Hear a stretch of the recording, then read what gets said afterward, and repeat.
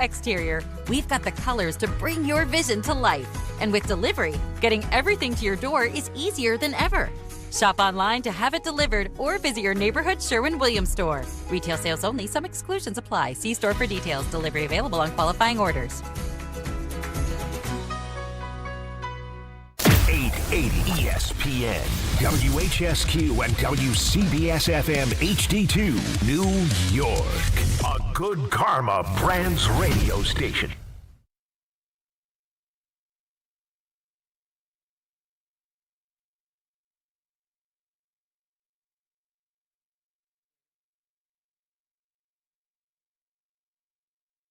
My Lord. Oh, my Lord. That got stupid quick. It is Bart and Carlin on ESPN New York, on the ESPN New York YouTube channel. Bartholomew Arthur Montavious Brunson Scott. I did not expect that. Talk about built the ass so bad. Man, that was an ass kicking, bro. I like that. That wasn't even funny, man. I like literally throwing the towel. Where was the towel? I mean, honestly, bro, Kenny Smith tried to do it at halftime, but that was it. Bro, I turned around, ate a piece of cake. We took a promo pic, and it was over. Throw the damn towel.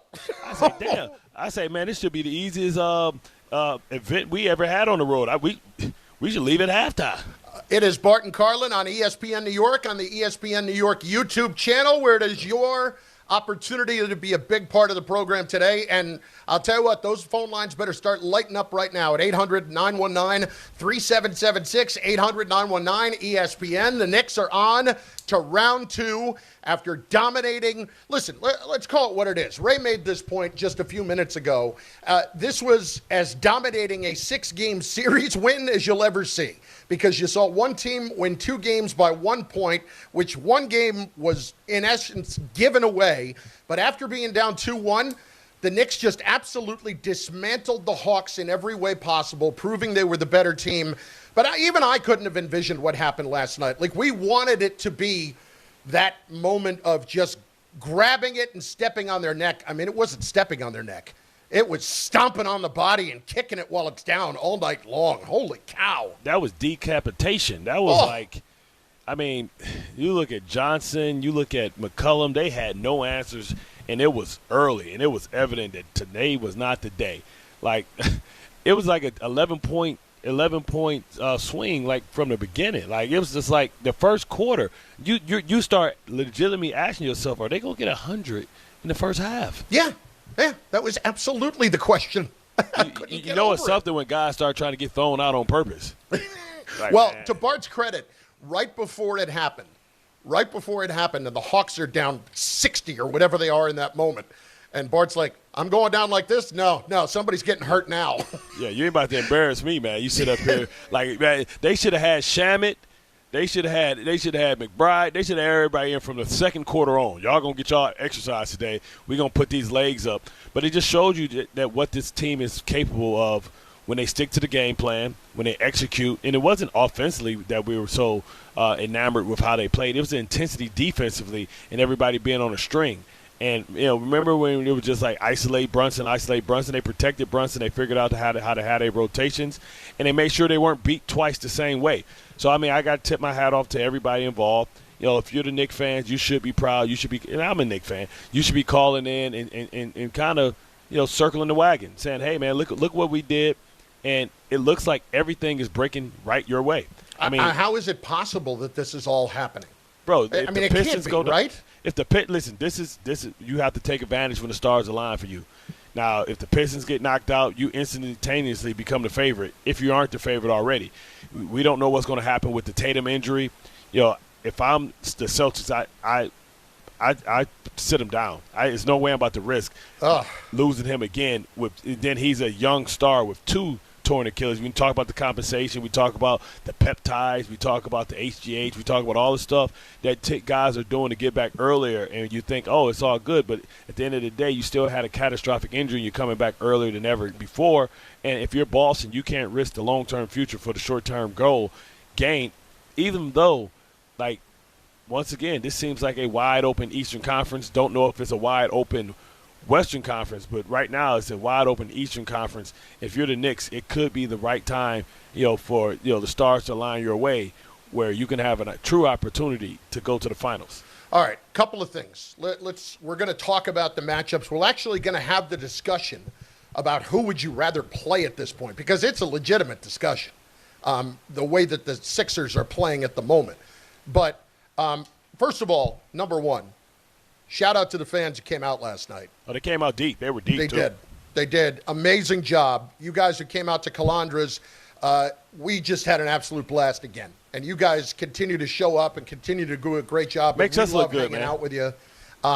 Bart comes in the door, was told he couldn't purchase alcohol for the entire place for liability reasons, and that didn't sit well with him. HR had her talking to. But at any rate, the next thing I know, I still turn around at one point and somebody's handing me a shot. No doubt.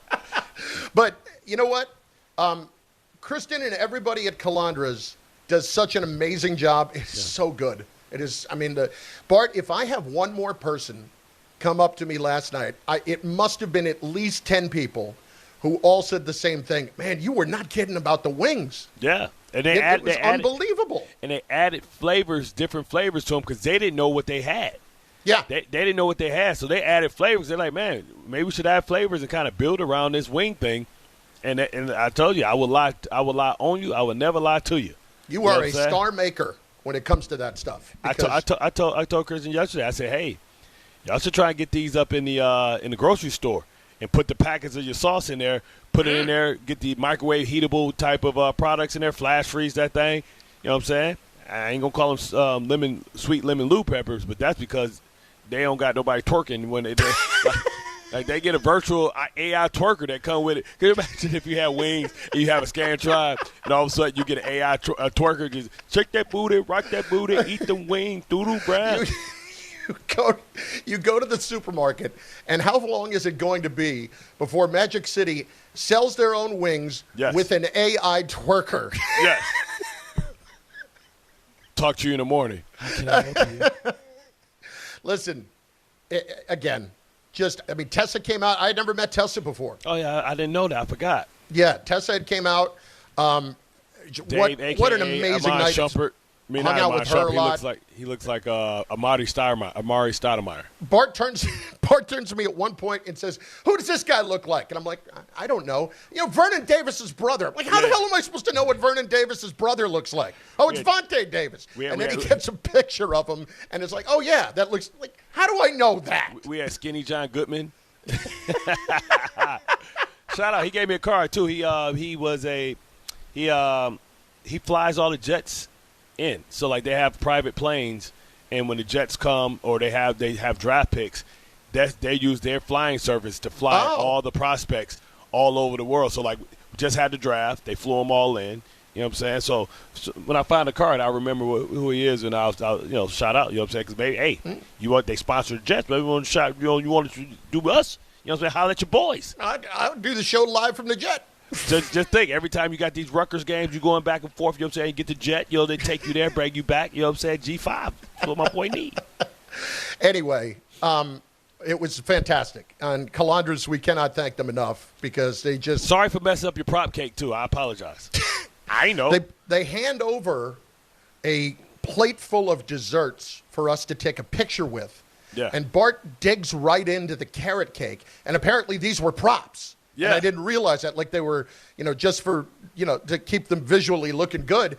And like, I don't think you want to eat that. And what's funny about that is Bart yesterday opened up his lunch. And part of his lunch, he had gotten a piece of carrot cake, and he's like, "This is like 6-day-old cake. This is awful." And then he throws it away, and then he tries to take a bite of a prop carrot cake last night.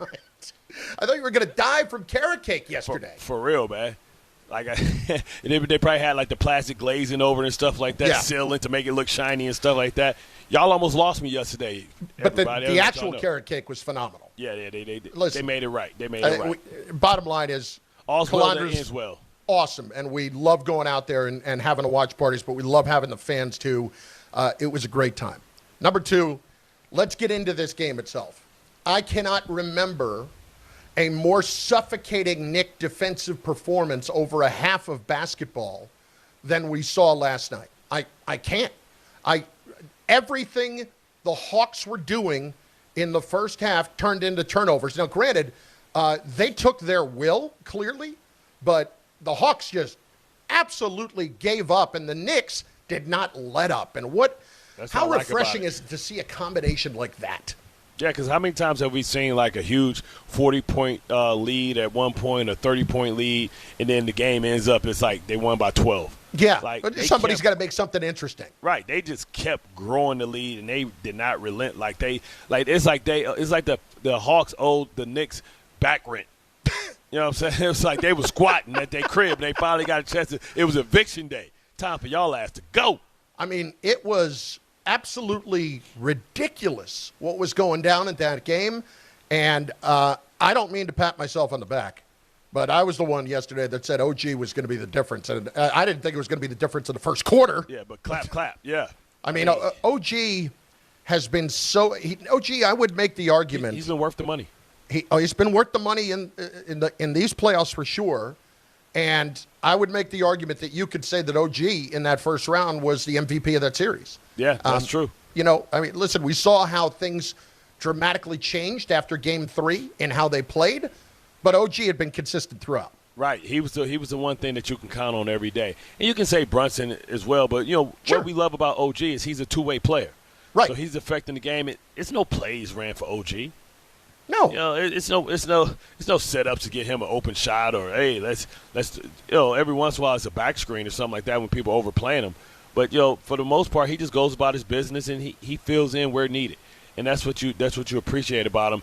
His defense, his offense doesn't affect his defense. His defense doesn't affect his offense. Yeah, it goes both ways. And those kind of players are not terribly common. Yeah, and you understand why.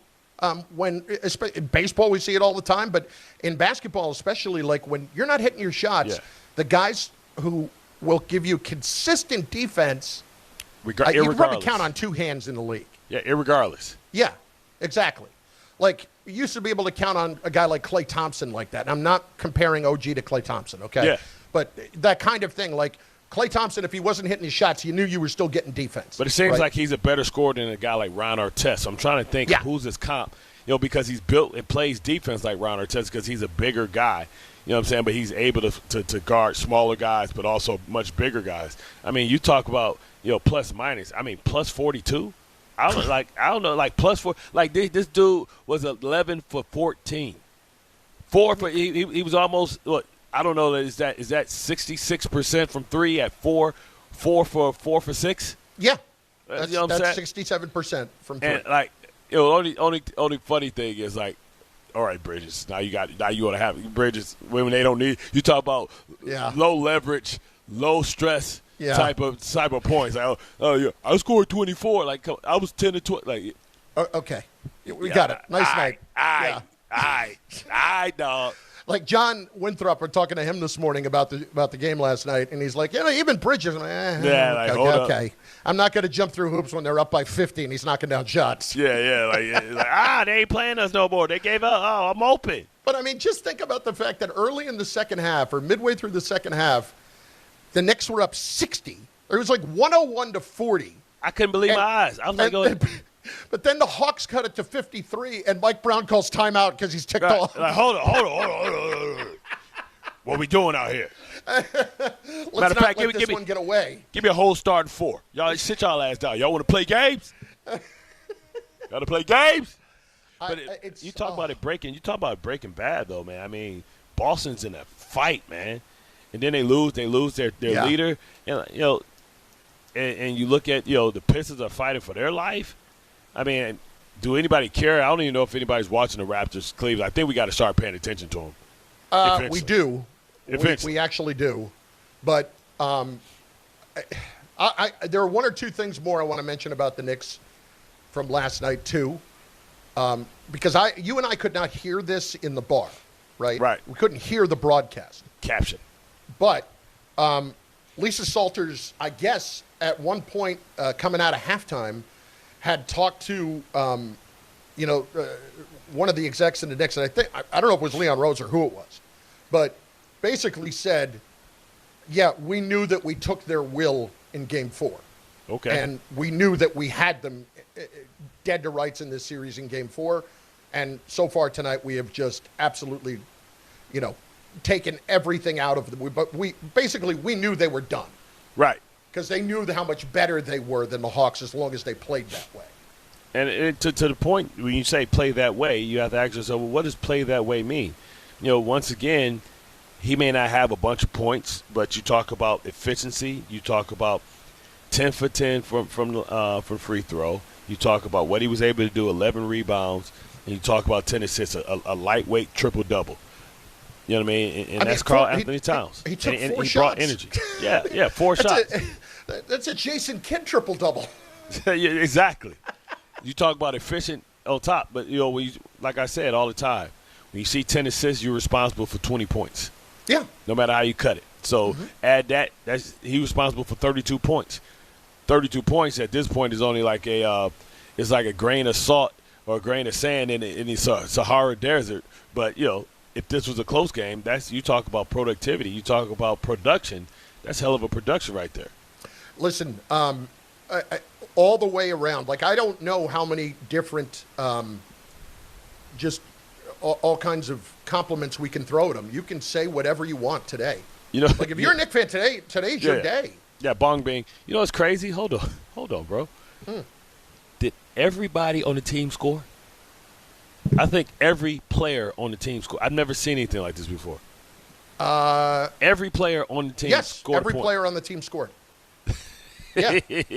McBride had 3. Huck Porty had 3.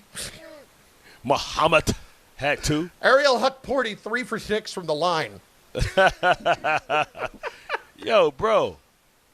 Every player on the team scored a bucket. Yeah. There was not one DNP CD. Not one. I cannot get over how dominating a performance that was. So, I mean, before we get to the calls on it, 800-919-3776, and all of the comments coming in on the ESPN New York YouTube page, honestly, we could start to have this discussion about who'd you rather play. Because I don't know what is going on with the Celtics. Obviously, Tatum got hurt last night. I heard Shams this morning on Get Up say he says he's going to play in Game 7. But if it's a left calf strain, what are we doing? Why would the Celtics risk that? Especially when this team has played so well without him during the regular season. Like, he was a bonus. He was an add-on. I don't know if I could risk that, man. I wouldn't do it after you just had him miss an entire year. I think they believe that they can win it. I mean, maybe but you talk about the most hard-headed team in basketball. Bro, why you keep shooting threes, man? You got to get points, man. Like, once again, they shot 29% from 3, which isn't horrible. But, man, they were 12 of 41. Like, what are you thinking? What are you doing? I don't know. I don't know. They have missed, in the last 2 games, 57 threes. 57 threes. Bart, in their wins, they're shooting like 42% from 3.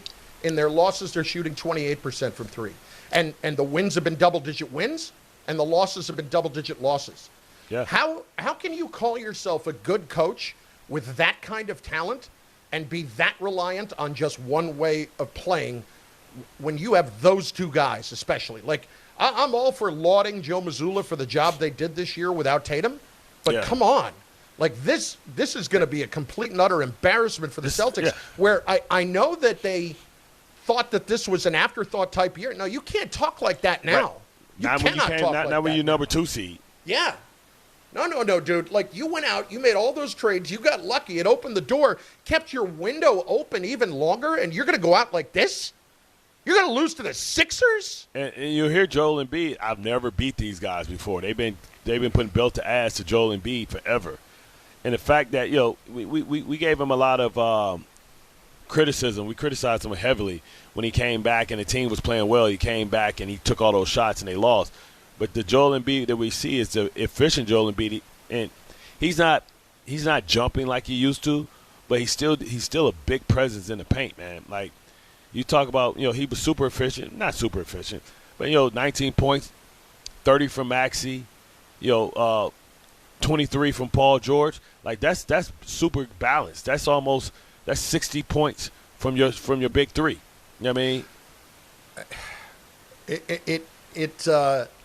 I'm just super impressed with everything that's gone on with it. And people forget how good of a coach Nick Nurse is. Now, I know he's about to get fired before he won in Milwaukee, but he won. Like, he's a guy that is a basketball savant. If you had to ask yourself, like, the ranked coaches, like, he would be one of the ones up there. They were talking midseason, like, maybe Nick Nurse has got to go.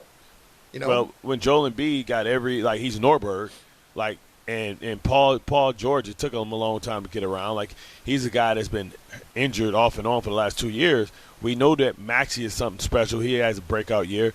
But this Edgecombe, is a guy that plays at a high level with a lot of speed. Explosive. I mean, he should have been, probably third in as far as Rookie of the Year? Yeah, Rookie of the Year. Yeah. Should have been third. I think they gave it to your boy, right?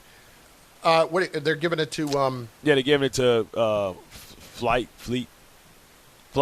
Cooper Flag. Oh, Cooper Flag, yeah. Yeah, they're giving it to Cooper. No, I thought when you said your boy, I thought you meant Dylan Harper for a second. I'm like, no. I know, they're giving it to – I think he finished, and then the kid in with the Hornets.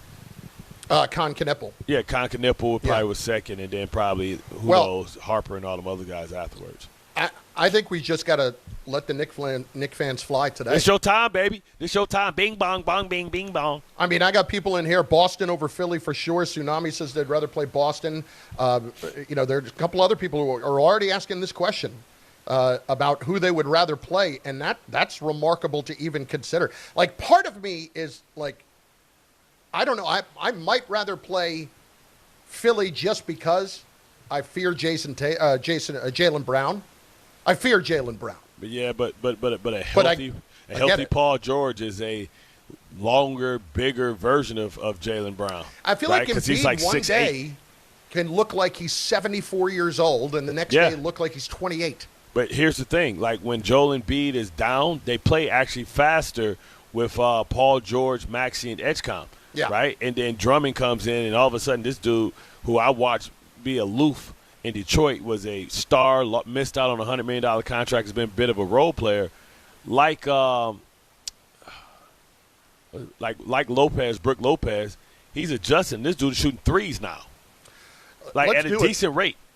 Let's do it. Let's get to it. Let's get the calls in now. 800-919-3776. This is your freaking day. We're going to start with Ace in Brooklyn on ESPN New York. Ace, that was gorgeous. How you guys last doing? Night. That was gorgeous to watch. I don't think I've ever seen a game like that, let alone a playoff game. You got Karl Anthony Towns looking like Joker with 2 triple-doubles in the last 3 games. I hope we continue playing like this. Keep playing through Cat. Let him look like a big dog, and let's just win this championship. Because if we play like this, there's no one in the East that could mess with us. And the only teams in the West, we've proven that we could beat the Spurs, and we've proven that we could play with OKC. If we keep playing like this, where Cat is looking like a big dog, we got it. So and Ace, I'm sorry, Bart, but I don't want Detroit to win because they're the only ones that I think could threaten this run that we about to go on. We're gonna add, when they bring the Dave Chappelle show back, we're gonna add you to the Buck Nasty skit because you're the biggest hater. Ace, the thing I would ask is, Bart, is this just now the way they play, period? Is this how they play from here on with the way that they're running this offense completely? Because it's amazing to go from playing one way for years, 2 years with Cat the way he was, and now we're not playing completely differently, but pretty significantly differently, and it's been overwhelming what the results have been. Well, is that how they have to play to win a championship? That's what you have to ask yourself, right?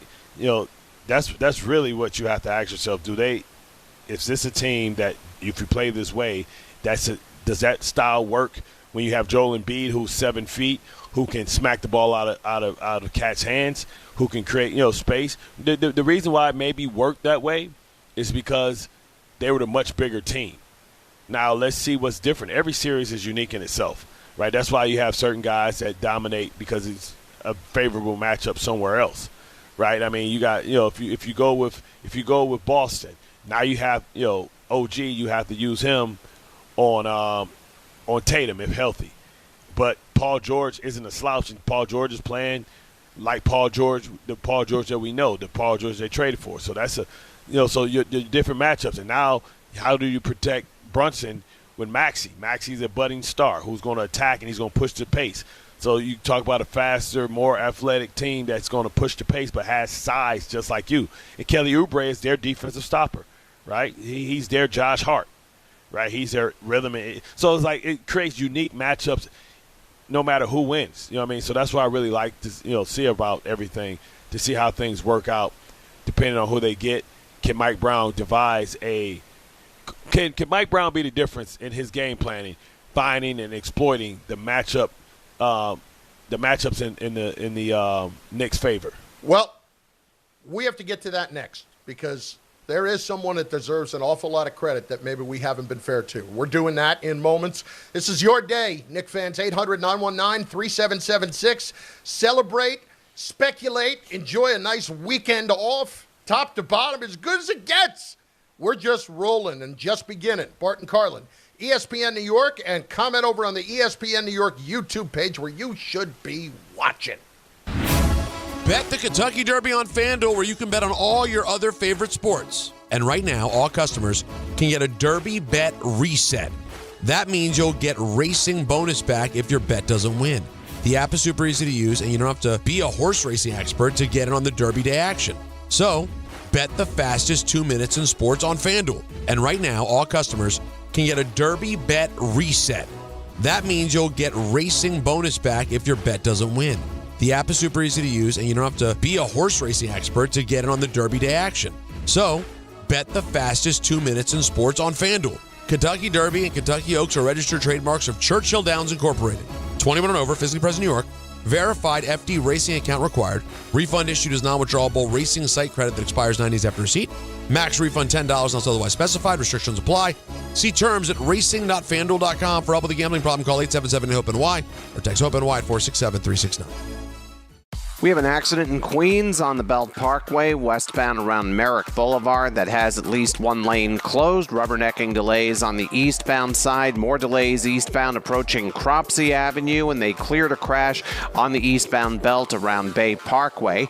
On the BQE, northbound around the Grand Central, watch for an accident that is taking out a lane. The Van Wyck is slow both ways between the Belt Parkway and the Kew Gardens interchange. Very slow on the Cross Bronx, westbound from the Bronx River Parkway out to the George Washington Bridge, and it is slow on the southbound Harlem River Drive FDR combination from the 130s down into the 60s. I'm Adam Walski, 880 ESPN New York. Hi, this is Chevy, managing partner at Precision Solar. If you're looking at solar in New York, New Jersey, or Connecticut, here's what actually matters. Real numbers, honest answers, and a team that handles everything. We manage the entire process from start to finish. Designs, approvals, installation, and even a brand new roof if you need one. We don't sell you more than your home actually needs. Just smart systems designed for long-term savings and predictable energy costs. Visit PrecisionSolar.com to schedule your free home assessment. Precision Solar, built to perform for decades. The NBA playoffs are right around the corner, and now you can trade every game on Kalshi. You can also trade on who wins each series, the conference finals, and the championship. New York is trading at 71% to beat Atlanta, meaning a $100 trade pays out $137 if they win round one. On Kalshi, you're trading against other people in a live market. No house, no odds makers. And as the odds move, you can buy in or out anytime throughout the postseason. For a limited time, download the Kalshi app and use code ORANGE to get $10 when you trade $10. KALSHI. Kalshi. Trade on anything. All right, spring's here, and you know what that means. It's time to get that grill going, and if you're not shopping at Wild Fork Foods, you're doing it all wrong. Right now, you get bacon-wrapped pork rounds for $2 each. $2. That's not normal. And chicken thighs for $2 a pound. That's awesome quality at a great value. Everything's blast frozen, so it actually tastes fresh. You got 7 stores or same-day delivery at wildforkfoods.com. Wild Fork Foods, quality meat, wild prices. Attention, New York Verizon mobile customers. Score a massive win with award-winning Fios home internet for an incredible $20 a month, guaranteed for 3 years. Switch today for savings you can count on. Call 1-800-VERIZON now. For new Fios customers with autopay, mobile and home, and bonus discount. Enrollment required. 3-year price guarantee applies to the Fios base monthly rate only. Additional terms apply. That's the ease at which you get information. You want it, you get it. Like that. Ask your phone. Group chat. Smartphone. You're always connected and informed in real time. No waiting. So if you're diabetic and still using finger sticks to read your blood sugar, what are you waiting for? Knowing your blood sugar levels instantly is important for managing diabetes. Call US Med at 888-665-0696. To learn more about continuous glucose monitors, a real-time instant method to track your blood glucose, US Med is an approved provider for Medicare and over 1,000 private insurers. And the best part? Call 888-665-0696 and we'll give you a free insurance benefits check today. So call 888-665-0696 today. That's 888-665-0696 and manage your diabetes as easy as... I'd like to start off firstly, just recognizing Atlanta Hawks. It was a good series. Quinn and his staff, I've said this before, they helped us get better. And I think they would say the same about us. Quinn pushed a lot of right buttons. Their team did too. And it made us, have to try to keep figuring out how we can help our guys be better. So, appreciate that. Two things there. Number one, I don't know how much better you can be than last night. And number two, I don't think it's going to be much of a consolation to Quinn Snyder that he helped the Knicks get better. But I think a lot, the Atlanta Hawks can take a lot. Remember, they had a lot of movement. They moved on from a franchise player from them. They're equivalent to moving on from Ja Morant, or you think about Zion. This was their player for them. It's a player that they had thought they were going to build their organization around. Remember, famously, this is the guy that you traded Luka Doncic for, and he walked out of that door once you realized that he wasn't part of your future. So, when you look at the Hawks now, what is this team going to be next year when they have the ability to spend money? Because they're not giving anybody any Trae Young money. Now, maybe they take care of Jalen Johnson, who's become a budding star, and now he's a guy that, we can see that's going to compete for that for the All-Star game and all that stuff, and All-NBA first team, third team, whatever. But, both things can be true at the same time. And then when you talk about making him better, you're asking yourself, is he better now, the fact that they've woken the Knicks up and they've shown them what they can do. And the thing is, can the Knicks consistently play that way even though the opponent is a lot more difficult, right? Can they execute even knowing that it won't be as easy, but you still have to play the same way to give yourself the best chance to win? Listen, I think it's a lot of different things with this. But the guy I got to give some credit to is we got to give some credit to Mike Brown, right? Of course.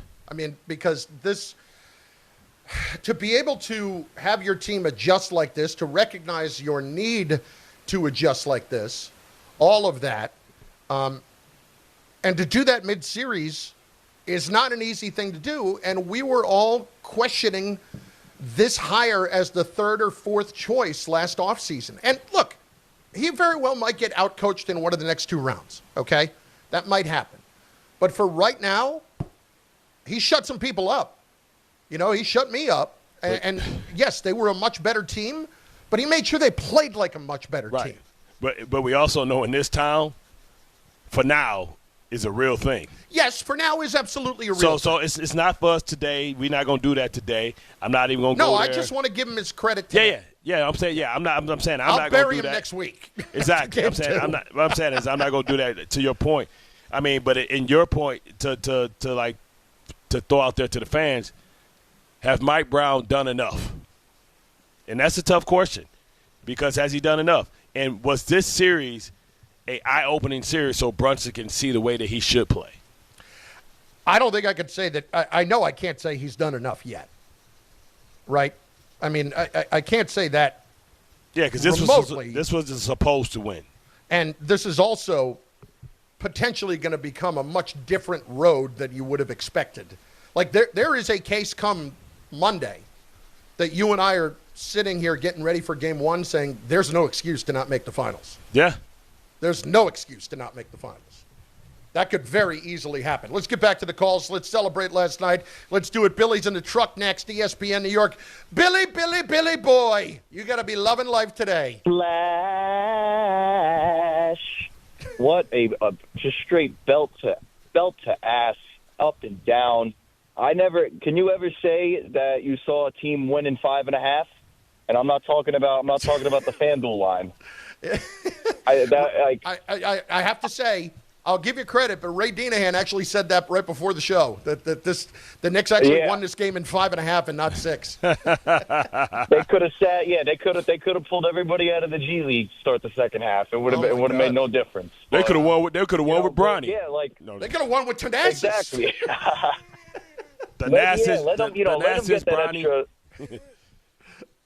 Go ahead. Let them get that extra, half game of rest, this and that. It's good to see things change. I really think that them going down 2-1 actually woke them up, or said we can't be doing this, and to have that happen this series, and not against the Pistons or a Boston. I think they're gonna ride high into Monday and the rest of the series. Bart, I put the cheese on my taco to start the series for them to make it to the finals. Okay. At plus 550. Let's see it. I'm invested. I got investments. I'm ready. Bing bong. Have a good one, guys. Now listen, you invested. Don't be sliding into Josh Hart or Bridges DMs. Like, man, hey man, keep it professional. Don't be sliding into when you put DMs. money on there, when people get mad, they come after these players. Like, listen, man, I know. hey, I'm not worried about your parlay. I mean, the Hawks absolutely quit the game at one point, and I don't blame them, because as soon as that game got to 20 early, you just saw the energy completely leave them altogether. They never had a chance after that. It's like crazy, bro. It's like everybody knows there's no way you coming back from this. It's like some point we're like, oh, we down 20, we can come back. But you down 50, you like, bro, they only have to score 2 more points and we can't win. They looked at that game like the Mets looking at the playoffs. Tutty Time on the chat says, did the Knicks swing by Magic City on the way out of town? I tell you who did. If you looked at that nice little roll of Patrick Ewing, Clyde the Glide, and Allen Houston, they look like they left early for some lemon pepper wings. They could have been gone at halftime. Everybody, and they might have seen Dyson Daniels there, because he might have left too easily early. He went to talk to his therapist at the strip club. Aid checking in, bludgeoning. Bart, Black Metronome, are you clipping your toenails again? Who, me? No. Black Metronome is saying, Bart, stop clipping your toenails during the stream. I don't think you're doing that, are you? I don't know. It kind of looks like you might be. No. Clean my shoes. I don't want to see anybody start firing away with any accusations. Joshy boy, Dyson Daniels home in his bed by the third quarter. I mean, it's accurate. David and Elizabeth. D was there last night, as he always is. AKA Love seeing him. Amari Stoudemire Jr. What up, D? Yeah, right. What's going on, fellas? I'm gonna say about last night, man, it's dope. Like, I love that when we do these watch parties and you guys do the events, we get to meet other callers. Met Tessa from West Caldwell. She's box office. She's a class act. She knows her football. It's dope to, interact with, ESPN staff as well. Great time last night in those wings. Oh, man, those wings are so good. Told you, man. People don't know. Not a bag is out, man. When they sales go up 10%, man, they got to holler at your boy. I want free cheesecake for a month. They need you, right? They was hooking you up. It's crazy. I'm in the middle of a conversation with you. Like, pardon me, I need to get back to my wings. You know what I'm saying? Like they were waiting for waiting for him like a date. Hey man, you want to eat them at a certain temperature, man. Oh yeah, definitely. So look, this is what I want to say, man. I wish we could play like that every night. I know it's not going to happen, but as we can see, we're getting positive feedback when Cat and the action is going through him, and they need to continue to do that. I hope the captain himself notices that the team responds a lot better this way. And as far as the matchups, I want the Celtics, because we play the Sixers, it's going to be like how Bart says, styles make fights, and I don't know how they're going to match up with us that finally Georgie is playing like the Paul George that we really know. And, you know, BJ Edgecombe, he's a burst of speed. Like that team is sneaky good. Like, yeah, they didn't play that great this year because they had injuries. And as you know, Sean Sharani is going to report your man Embiid has scoliosis soon. So, you know what I'm saying? Scoliosis, so, not for gout. nothing. Mm-hmm. Gout. Appreciate the call, D. I mean, he ate a ribeye and his gout flared up. Like, what? Yeah, exactly. But you know something will happen. Something will pop up with it. It is. But the thing is, they've learned how to play without him, too. So, really, what the Philadelphia Sixers feel like, they feel just like the Magic. They're a team that had high expectations, but they weren't healthy the entire year, and now they're getting healthy at the wrong time if you're a Knicks fan. William checking in. Met him last night. He was on the he's on the stream. Wings were fired. Took home the garlic parmesan. I didn't get a chance to try those yet. That's the thing, man. Like, I only tried 3. I didn't want to be greedy. You know what I'm saying? Yeah. You don't want to be the guy that walks in the door and orders everything. You know? I didn't even get to – oh, man. I left my olive oil and bread, son. Oh, did you have some? She said she put some aside for me. That's what I love the most, man. That olive oil is so rich. That bread's ridiculous. And a lot of the times you go get some olive oil and stuff like that, man, and that olive oil is basically olive oil and half canola oil. They mix it. They put a little bit, No, this is the real thing. Yeah, I think they got an olive oil press in the back. I think they got olive trees in the back.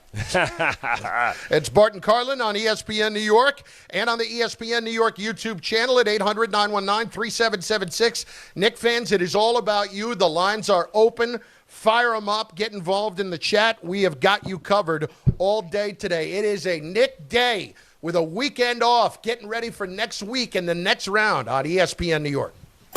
This is Don, Hahn, and Rosenberg. And Alan's quiet, so I'm assuming he's out. I'm not out. I'm trash talking Harry Douglas right now. This is very important. So, by the way, he's on his show. Drop! What? Enjoy, Susie. I'm arguing with Harry Douglas right now. I can't be bothered with your stupid list. At least Peter tried. No, I don't want you to try. It's over. No, he's done now. You He's ready? done. Don, Hahn, and Rosenberg. Weekdays at 3 on ESPN New York and streaming live on YouTube. Chris Carlin with you. Glad to be joined right now by Taylor Canfield. He is the U.S. Sail GP team driver. And we are all getting ready for the Mubadala New York Sail Grand Prix coming up at the end of May. Taylor, how we doing? Yeah, we're excited for the home event in New York, and I can't wait to be there and racing in front of all the fans. Tell us why fans should be excited for the Mubadala New York Sail Grand Prix. The racing is just so exhilarating coming in and watching it from the shoreline of Governor's Island and in front of the Statue of Liberty, racing in one of the biggest, most amazing cities in the world. I'm getting the goosebumps just talking about it, and these boats are the fastest boats in the world, racing with the best sailors in the world. It's really cool, and it's going to be so electric in New York, and it's our home event this year, so we're pumped. We are pumped as well, Taylor. We appreciate your time. He is U.S. Sail GP team driver Taylor Canfield. We're looking forward to the Mubadala New York Sail Grand Prix coming at the end of May. Taylor, thanks. If you've been injured in an accident that wasn't your fault, then you need a lawyer who knows New York's unique personal injury and workers' compensation laws. At the Parisman Firm, they have decades of experience handling all types of accident cases and a proven track record of delivering huge results. Their team has already recovered nearly $1 billion for injured New Yorkers. From construction to car accidents and slips and falls, they've got you covered. Call the Parisman Firm now at 718-WORKERS, where your case is their cause. Get the justice you deserve today. Evan Cohen here. PayPal is now the official peer-to-peer payment sponsor of the NFL, which means all the money moments that fandom creates, whether splitting tailgate costs or chipping in on tickets and game day food between friends, are covered. Wherever the game is played or watched, PayPal moves with fans. You can send money through text, email, or directly to your friends with eligible accounts on Venmo. Just download the PayPal app, share all the moments that matter. Account with PayPal is required, not available in all regions where PayPal operates. My name is Christine, and I'm a widow. My husband, Ryan, was a healthy 34-year-old, and 3 months later, he was gone. Thankfully, he had life insurance. Ethos made it so easy. You can get a quote in seconds, apply in minutes, and get same-day coverage. 100% online, no medical exam. Life insurance didn't take away the loss, but it did give us the space to just grieve. Get your free quote at ethos.com/game. ethos.com/game. Paid spokesperson. Time spent on application may vary. Online health questions required. Evan Cohen here. According to CNBC, nearly half of hiring managers say a candidate's enthusiasm is the most important factor when considering them for a role. Well, if you need to hire for your business, how can you separate the candidates who are really excited from the ones who are just meh? With ZipRecruiter. ZipRecruiter has a new feature that quickly shows you the most interested, qualified candidates first, and their smart matching technology connects you with them instantly. Try it for free at ZipRecruiter.com/sports. That's ZipRecruiter.com/sports. My name is Whitney Allen, and I'm a widow. My husband, Ryan, died. We never thought we'd ever have to use life insurance, but the unexpected happened. With Ethos, signing up was fast and 100% online. You can get a quote in seconds, apply in minutes, and get same-day coverage. No medical exams, and you can get up to $3 million worth of coverage. I'm grateful we were prepared. Get your free quote at ethos.com/play. That's ethos.com/play. Paid spokesperson. Time spent on application may vary. Online health questions required. ESPN New York and Floor & Decor are giving you the chance to meet me, Michael Kay. One lucky fan and a guest will win a studio visit with an exclusive meet and greet. This is your all-access pass and an experience you will not forget. To enter, visit ESPNNewYork.com or the ESPN New York app and submit your entry today. It is Michael Kay's Double Play, presented by Floor & Decor. High-quality materials, unbeatable prices, and everything you need to get your project done right. I've never doubted my ability. I never doubted the work I put in. You gotta adjust. You gotta adjust, especially with a lot of new things being thrown at you and being asked to do a lot more things that are, something that hasn't consistently been asked of me in my career. So it's one thing anyone who knows me has followed my career. I'm willing to sacrifice and do whatever it takes for the team to win. I think this year I've shown that again. That, whatever the team needs me to do or the player that needs me to be, I'll step up to the plate and step up to the challenge. Talk your talk, Bart. Talk your talk, son. That's Cat. And listen, we've been on him like Shaq was earlier in the year. This is not a style of play I ever would have anticipated this season, just the way they're constructed. But to see him handle this as adeptly as he has is pretty remarkable. Now, I'm very curious as to how the next opponent is going to handle him, and how they run it, because I don't feel like, and I know he was away from the basket, but I still don't feel like they put enough pressure on him in that, like point center type role. Like they didn't pressure the ball a ton, even though, and not just because they didn't have the size. Because they're 6'7", like what Kuminga. He looking right over Kuminga, holding the ball away, and Kuminga can't do nothing. Now if that's Joel Embiid, one with Joel Embiid, like this, like watching two heavy. You ever watch super heavyweights fight? Like they throwing fast for them, but it's so slow to y'all. To see them two guys meandering and going through like, spin move, Joel Embiid. You know what I'm saying?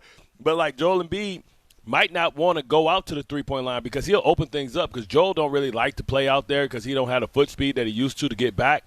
But Drummond, they have two heavy bigs. I mean, like Mitchell Robinson is what Drummond used to be when he was like in his heyday in his Pistons, but Drummond always gave you a little bit more scoring because he was more dynamic as a player. I remember him as a Piston. So they got two big, heavy bodies just like the Knicks. So if they go to a double big lineup, you know what I mean, you basically got guys looking at each other in the mirror. Like you got two skilled big 7-footers that can shoot the three, that can create off the dribble and give you work in the post.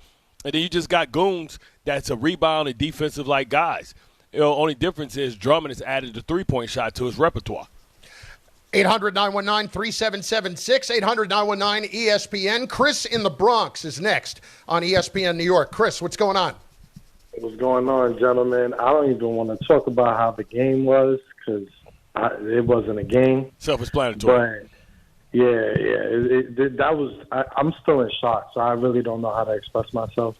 But a lot of credit has to go to Mike Brown, man, and that coaching staff for switching it up. A lot of people saying go through Cat. That if they listen to the post-game interview, Brown said it, that they made him adjust in game 3 or 4, whatever he said.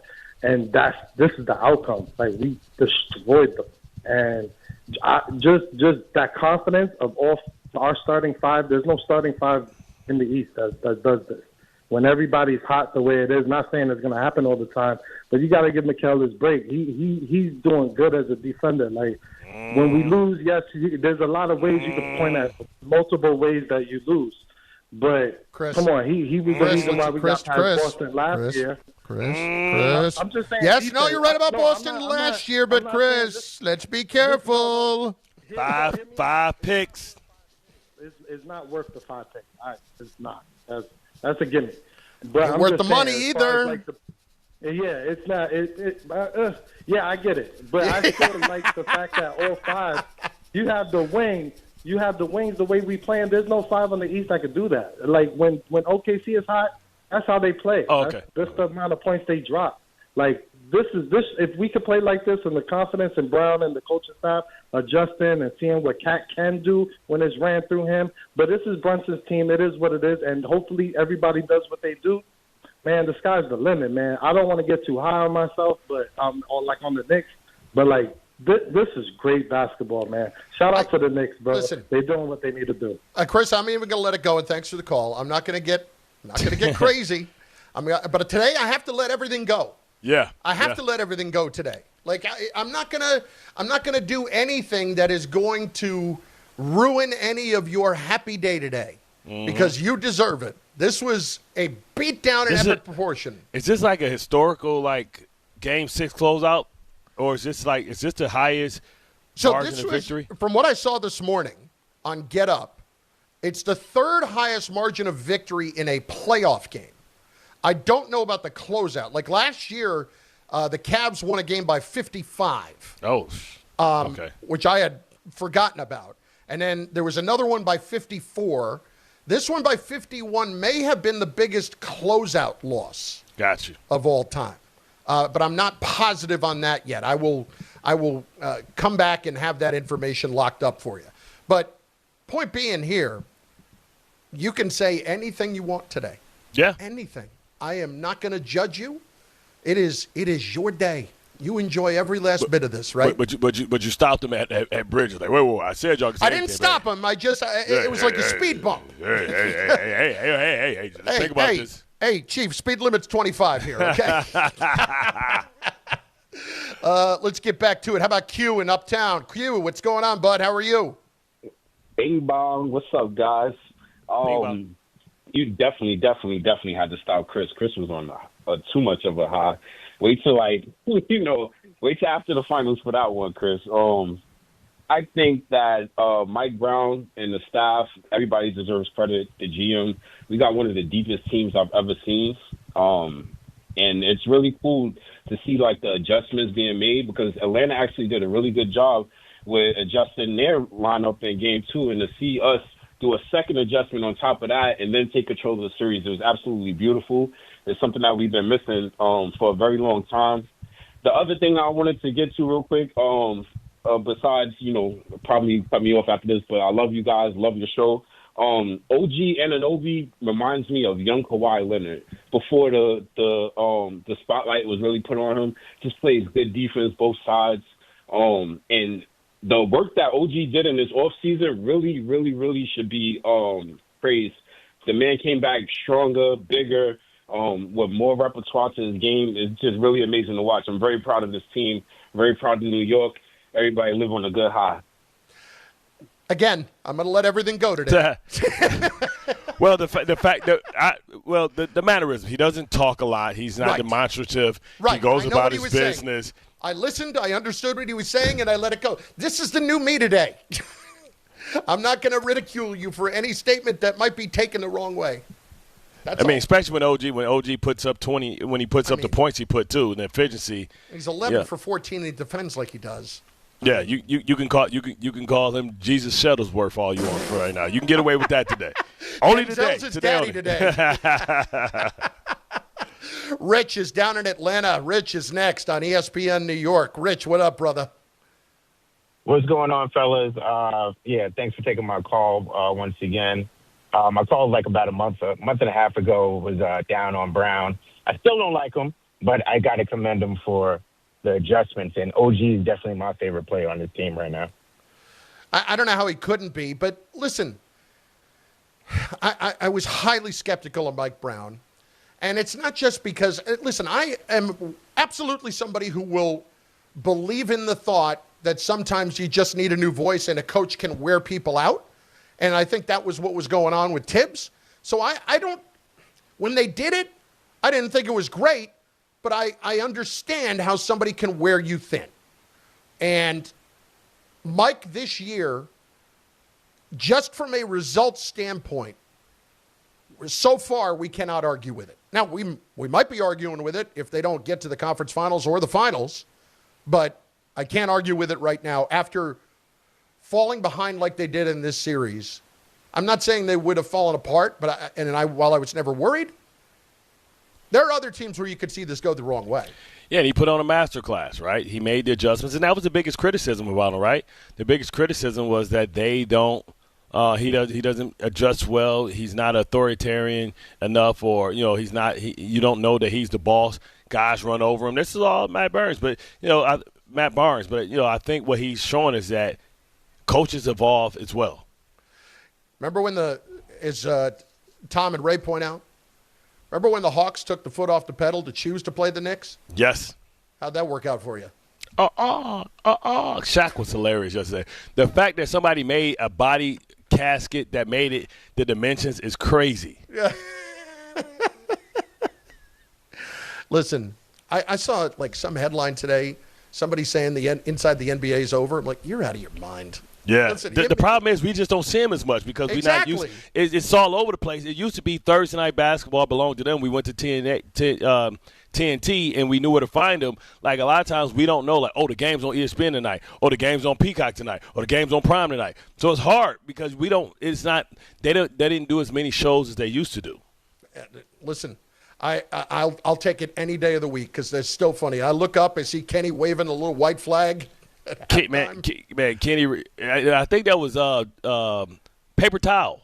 Was it a paper towel? I thought it was a handkerchief. I think it was a paper towel roll that he rolled up some pieces. And they always funny with the animation, man. They get it quick. I think Ben Stiller chimed in yesterday. You know what I'm saying? I like when they put the tweets up there for people to just be throwing stuff out there, man. It's Bart and Carlin.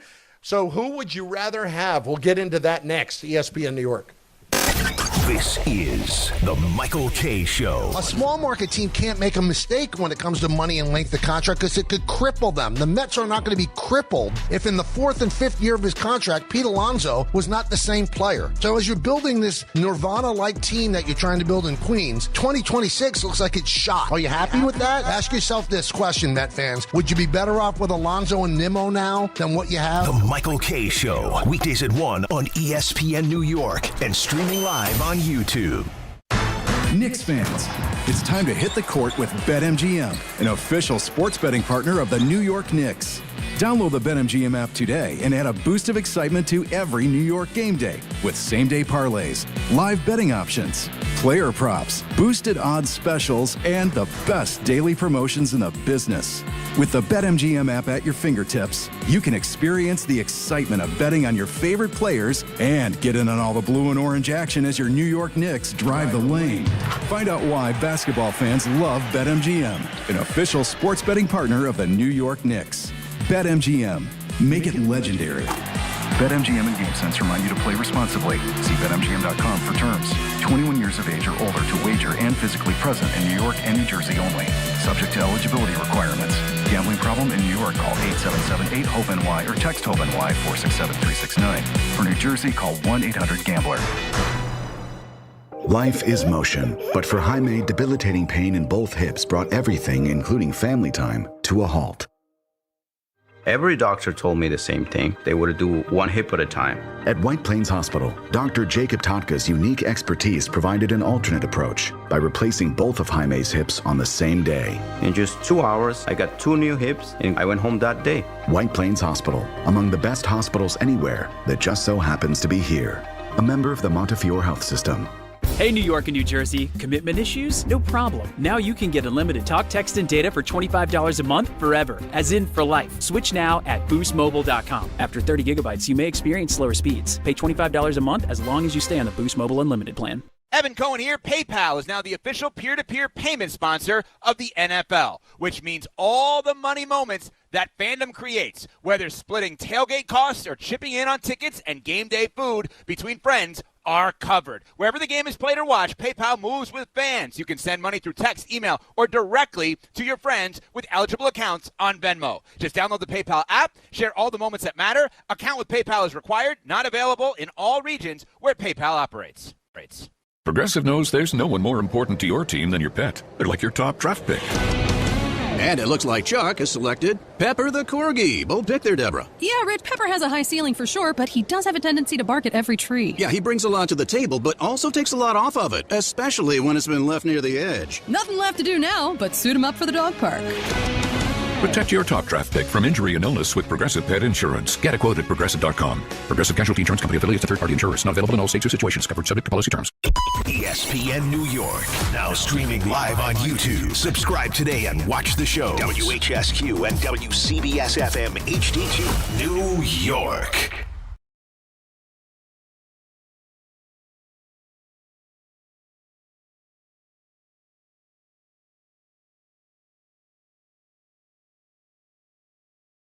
A lot of BTA flying around in the chat right now at the ESPN New York YouTube channel. It's Bart and Carlin on ESPN New York, on the ESPN New York YouTube channel at 800-919-3776, 800-919-ESPN. Fans are already complaining about they got to stop giving Reggie Miller the New York games like even last night. Like everybody's like, calm down, Jersey G, calm down. He has a job to do. Like he's one of the better ones. He's on their lineup. You gotta let Reggie talk, man. Marcus Blackman, the Knicks put belt to ass, face, and the entire body. You ain't lying. They came out like Omar. Oh my God. Hawks went out back, had to pick their own switch, and then we beat them with it. Yeah, you ain't lying. I said, see, Chris, I don't know if was any of your grandparents or anything from the South? No, I only got the belt. I did get the belt from my father. Bro, my grandma, man, you have to go pick your switch. You had to pick 3 of them. She braided them together. Oh. It's like getting your ass kicked with a bamboo stick. Like, come on, Grandma. And you better not go get a stiff one. Oh, you want to go? You better go get a good one. If you get a weak one, that's double on that ass. Listen, the belt did its damage. The belt made its point. Let's put it that way. And it was never like, I do remember one time when it was like summertime and he had on the cloth belt. Oh, and he just realized it. He couldn't get it. And then I realized it, and he's like, "Oh no, I'm going to get the real one." No, hell no, that's the one you got on. Yeah. That's premeditated. You know what I'm saying? That's premeditated murder on my ass. Nope. He literally went to his bedroom and got a leather one. I'm like, you got to be kidding me. I can't catch a break here. And I think for that particular offense, like it wasn't even that much of an offense that would have warranted a leather belt. Like if you're gonna take your hand and smack me on my ass 2 times with the hand for this. Yeah, like all I did was curse or something like that. Yo, bro, like growing up in the hood, you see all kind of stuff. I see my boy get his ass whipped with a Hot Wheel track. I see my boy get with a Hot Wheel track, a house shoe. See him get his ass whipped with a house shoe, extension cord. I say, man, your mama got to sell off that crack, man. She beating you with anything close to hands. It was crazy, bro. You see him running down the street. I remember one time she was running down the street. She was throwing plates at him. I say, that's a costly ass whooping you doing. Oh, my God. I never got that. The worst I ever got was a belt. Hey, worst man. I ever got was a belt. Growing up in the 80s in Detroit, man, cocaine's a hell of a drug.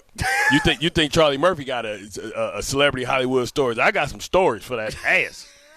800-919-3776. So having said all of this now, as we look forward, it is crazy that we are legitimately asking the question, would you rather play the Celtics right now or would you rather play the Sixers right now? And it's a legit question. Well, where are you with this right now? I mean, give me Boston. Give me an injured Tatum. This is a team that you have confidence against. This is a team that you've played a lot over the last couple of years. Like, you don't know this Philadelphia team with the new and improved, Maxey, we didn't play against Paul George last year or this year really, right? So we don't know what that looks like. You have an advanced scouting report on everything that Boston is this year, right? You can't go with the record against Philly because you're not facing that Philly team. This is a whole new team. You know, like with Embiid and Paul George makes them totally different, man. And I think you have to say, you know what? I don't want to have to – my advantage has been that Karl-Anthony Towns is the best big man in the series. If Joel Embiid plays healthy for 3 games, they can be – you know, he's a better player. And the thing is, he's big enough to take Cat down low and then give him problems because we know Cat is not a great defender. So Joel Embiid can get those easy, lazy-ass fouls on him because he's skilled. If Carl put his hands out, he'll sweep the hands underneath and draw the foul. He's so savvy. So then if he takes away the best player, see, Boston don't have nobody that can do that. If you had a 7-game series, how many games can the Sixers get that version of Embiid? 3.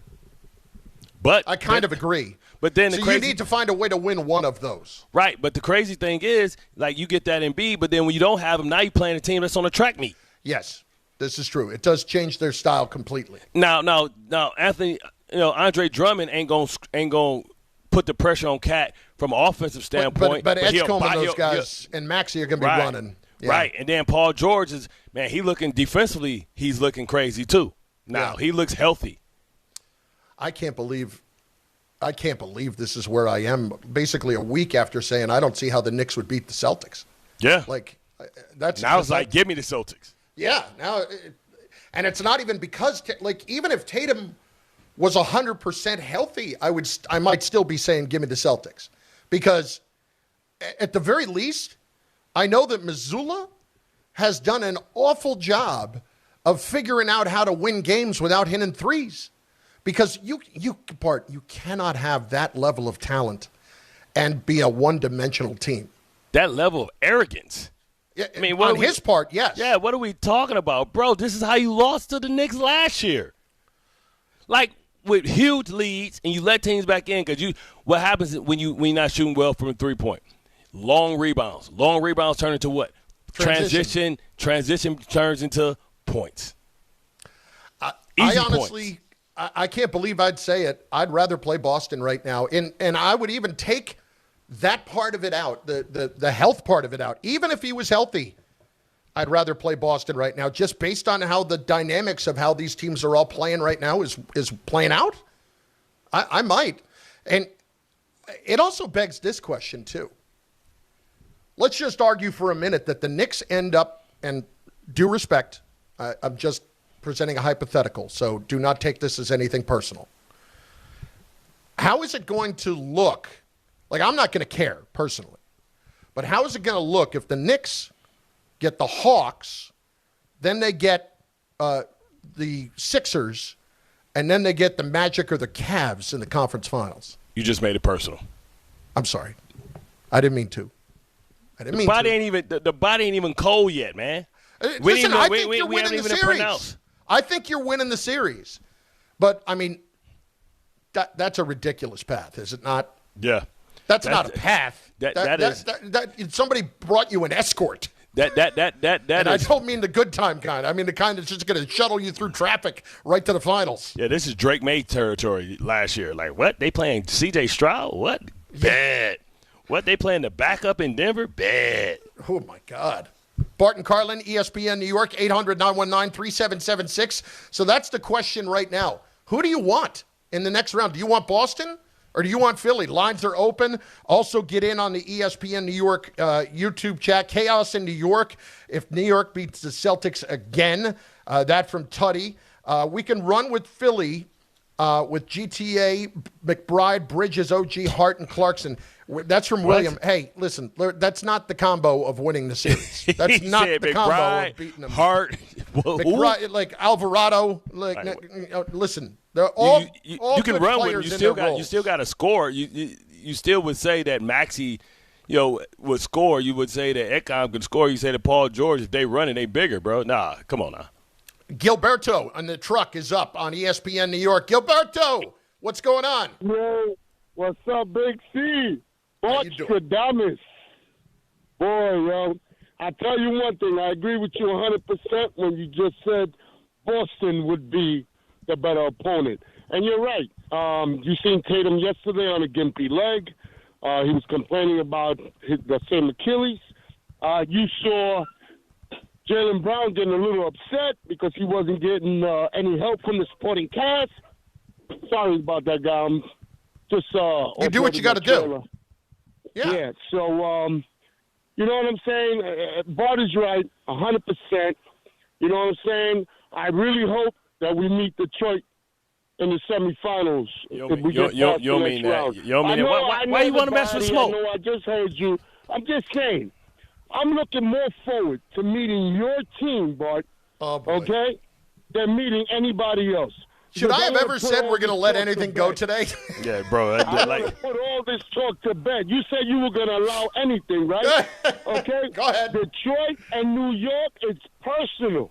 You don't want that Smoke. It go all the way back to Bernard King sending Isaiah Thomas home. Yeah, I know that. You don't want that Smoke. And what's his name you mentioned yesterday? The scorer. What was his name from back in the day with Mahorn and all them guys? Oh, Mark McGuire. Mark McGuire. A hell of a scorer, man. So number one overall pick. He's number one overall pick by Dallas Mavericks, baby. Isaiah Thomas' best friend in his wedding, B. One of the worst trades ever. They couldn't get Adrian Dantley to show up in Dallas. No, they got his ass up out of there, and they won that chip back to back, baby. Remember, we title town when it comes to comparing the Pistons. Worst trade I meant for Dallas, not for the Pistons. Yeah. But you don't want. Listen, be careful what you wish for. Listen, I heard a theory too that maybe like 3 degrees of separation.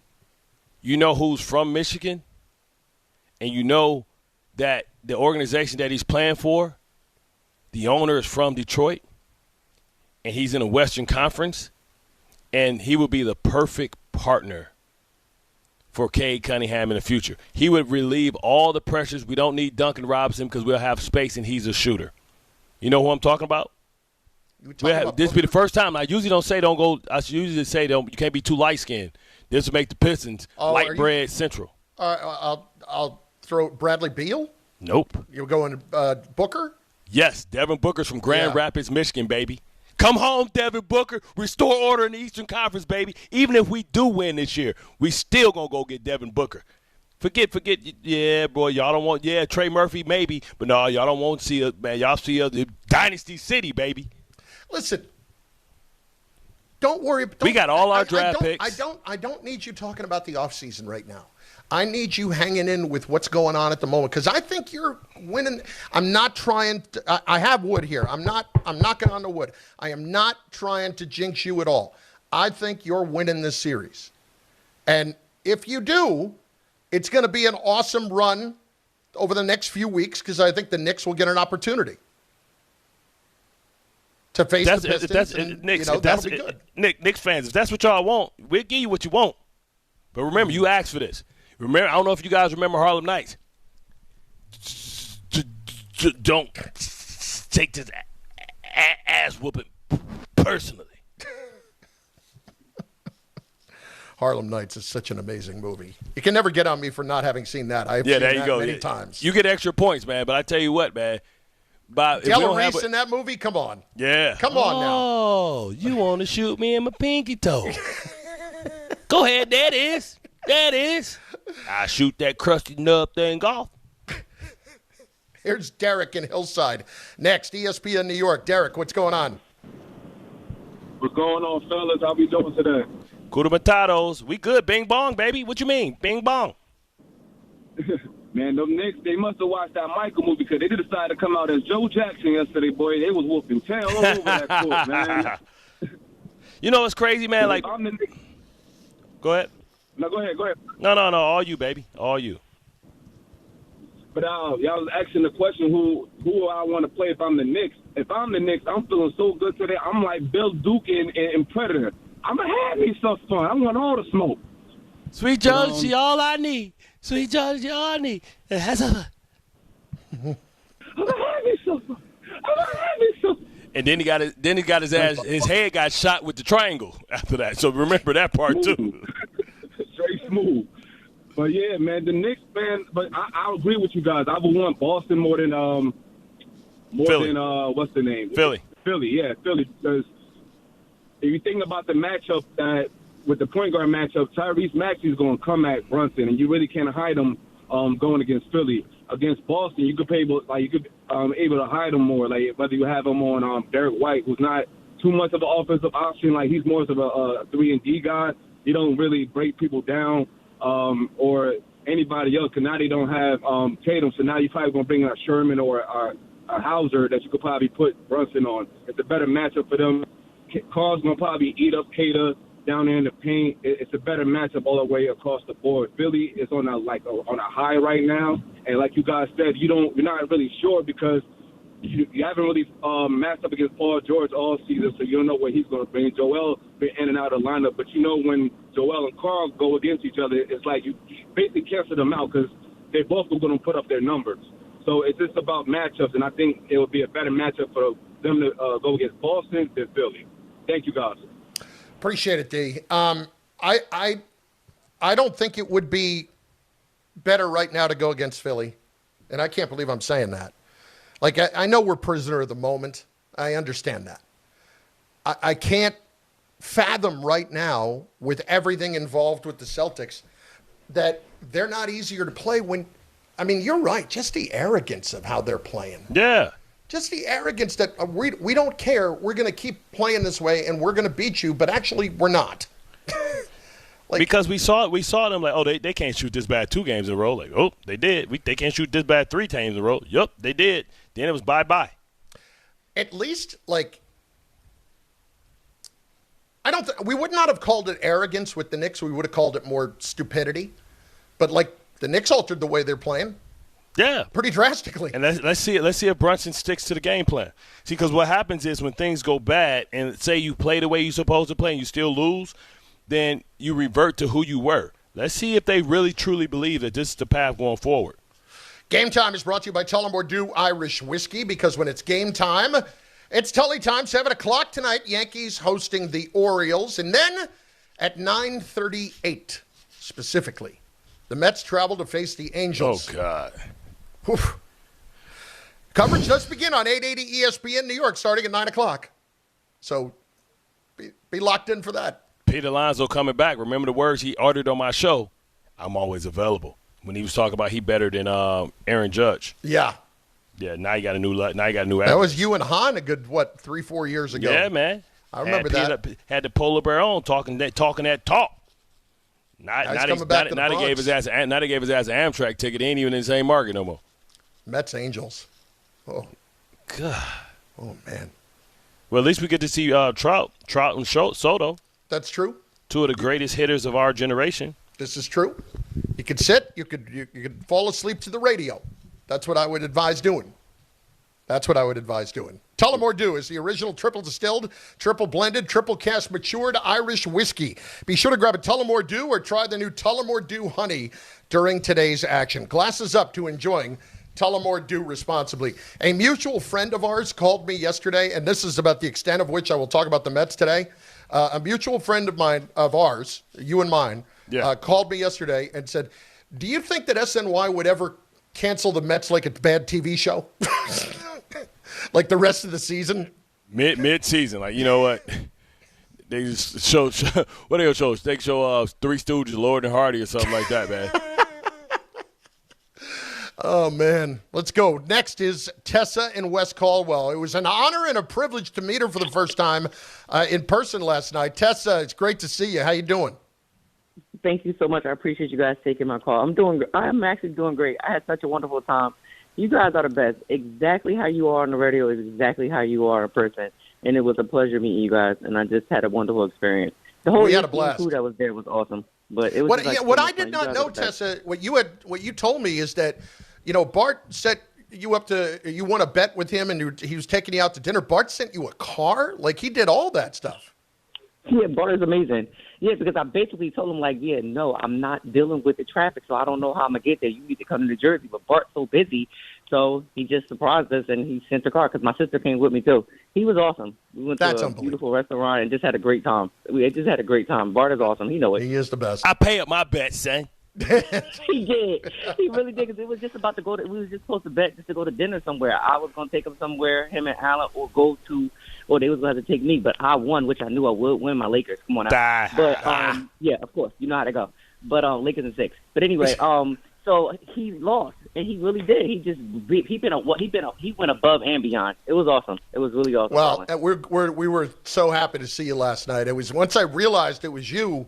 I'm like, oh, damn. Carlin, that was hilarious. Bart, when I tapped Carlin on the shoulder, he just was looking like, hi. And I was like, Carlin, it's me, Tessa. He's like, oh, my God. He just totally did, but it was hilarious. She hugged me and kissed me on the cheek first, and I was like, oh, hello. That's because you, Tessa, we used to your octane being on like 7. Your decibels down because you chill mode. You know what I'm saying? Garbage juice. Garbage juice. I know. I'm always blacking out, so when I'm calm, people are like, wait, is that Tessa? Like, that doesn't seem like the same person.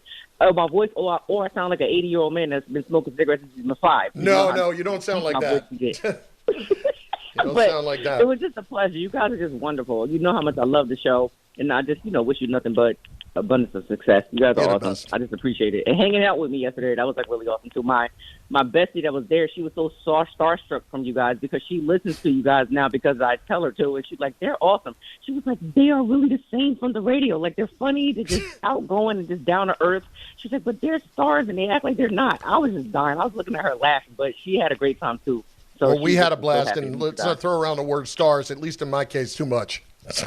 But that was awesome. It was great to see you guys, and thanks for coming because we had a really great time at Calandra's last night. Yeah, and if we don't have the support from you guys don't pack the building, then then we can't come out and do these things. We come out because we want to put face to voice, personality to voice, and be able to spend time and show. That's our way of showing appreciation. You know what I'm saying?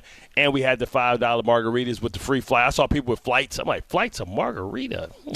They were not going to get cheated. They were involved in it, that's for sure. It was, I would say that it's every time we go there, it gets better and better. Yeah, every time we go there. And I haven't even spent enough time like in the supermarket part of it yet. Yeah. Like in the market part? The other part, yeah, in the other restaurant. We may be the good luck for the Knicks. The Knicks might want to start sponsoring our stuff. All right, well, as I did point out to somebody, we did do game 1 to the Pacers last year. They won, right? No, they lost that game in overtime. That was the one that bounced, the Halliburton ball that bounced off the back of the rim. Man, we 500. We can't use that theory. We can this year. We can just say this year. We 1-0. Yeah. We're 1-0. Let's go with Brian in Sleepy Hollow next on ESPN New York. Brian, what's going on, dude? How are you? Hi, Bart. This isn't Michael. Man, you got to at least make sure your next tail is right, man, when you come with the Michael voice, man. Yeah. Your phone sucks. He running to go to the top. He must got one of them Bronx basement studio apartments. Al in the Bronx is up next on ESPN New York. Al, what's going on? Yo, what's up, brother? Remember I called y'all the other day and said y'all was looking towards Boston. Forget about Boston. We about to have to worry about Philly. But you know what? I don't even care. Go get Jordan. Go get Pippen. We put belts and booty for everybody. I don't care. It's a next year. Yo, hey, and Bart, take this personally. Detroit ain't going to see us. We all good, baby. Hey, he got activated. He activated like Michael Jackson hair right now. We on fire. It's all good to take Stu Beef, take him in the back like Bumpy Johnson made old boy did that mess with his daughter. You know exactly what I'm talking about. Yeah, took him in the back. All I'm going to sit there and say is it's our time. We activated. I wasn't really feeling Mike Brown. I was ready to pack his stuff up last week. This week, he coach of the year. We going. Coach, this is the up notches Knicks fans that we want to call up, man. Go, plant your flag. Don't be meek. See, this is the thing. This is your day. If ever there was a day for you to call up and say whatever you want, we're letting it all go today. After that last night, it is all you. You can say, give me Boston. You can say, give me whoever. You can say, give me OKC. I can't say a word today. This is your day because that was a complete and utter beatdown in every single way. That, you know what that was? Bart, that was for the Hawks, that was the long goodbye. I'm getting my ass kicked in the first quarter, and I know I don't have a chance, but I have to sit here and watch my team's season end. It's just crazy that to get beat like that at home. Yeah. And that is the worst kind of loss in the playoffs to me, is when you have to sit there and watch your team just not even compete in a deciding game. The good thing is at least you don't have to get on a flight. Because usually people get on a flight when you get your ass whipped like that, start hating on the coach and drinking. All they're doing is getting on a flight and going down to Puerto Rico or wherever for vacation. Yeah. Cabo. 123 Cancun. Absolutely. Bart and Carlin, ESPN New York. ESPN New York YouTube channel at 800-919-3776. A bunch of people checking in on the chat. A lot of people fired up that we saw Tessa last night. Tsunami saying orange and blue skies. Stephen A. must be flying high today. Like, I haven't been, obviously we've been on the air, so I haven't been watching, but I can't imagine what Stephen A.'s like today. He's got to be absolutely intolerable. It's funny because he's a professional, but he's a kid when it comes to his fandom. So, like, he has the same overreactions on both ways that a fan will have, and he loses the fact that, this is what he reports on. You know what I mean? He becomes a kid, and which we all do when we talk about the team that we love and we root for. 800-919-3776. Keep it coming on the ESPN New York YouTube chat and the phone lines right now, because this is your day. We want to talk about the future. You could talk about last night all you want. You could talk about the beatdown. You could talk about you want the Celtics. You could talk about you want the Sixers. We let it fly. I can't stop you today. You do what you want. Everything but the Pistons. Keep that slander, because we don't want that. We don't want that bad energy. Listen, we just trying to make it to Game 7, man. I don't know. I'm a little more lax on that one. Just trying to make it to Game 7, man. Bart and Carlin, ESPN New York. Friday with Don, Hahn, and Rosenberg. It's the largest margin of victory in a playoff game in franchise history. The Knicks beat the Hawks 140-89 and win this first-round series in 6. Are they playing their best basketball at the right time? We got to reset. You got to do it again. I always talk about the word consistency. We got to be consistent in being this version that we showed tonight. Don, Hahn, and Rosenberg today at 3 on ESPN New York and streaming live on YouTube. Hey Yankees fans, come out to Yankee Stadium on Saturday, May 2nd for the Yankees' annual Star Wars Day.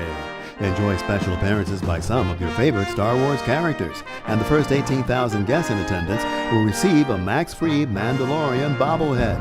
Get your tickets now for Saturday, May 2nd, Star Wars Day at Yankee Stadium. For tickets, visit yankees.com/tickets. And may the Force be with you. The New York City Department of Correction offers countless career opportunities, from specialized units to leadership roles that support public safety and change lives for the better. It starts with one step: registering for the New York City Correction Officer exam. Earn over $109,000 after just 5.5 years. Benefits on day one, job security, pension at any age after 22 years of service. Go to nyc.gov/joinDOC or search Join DOC. One career, many opportunities. Register today to take the test.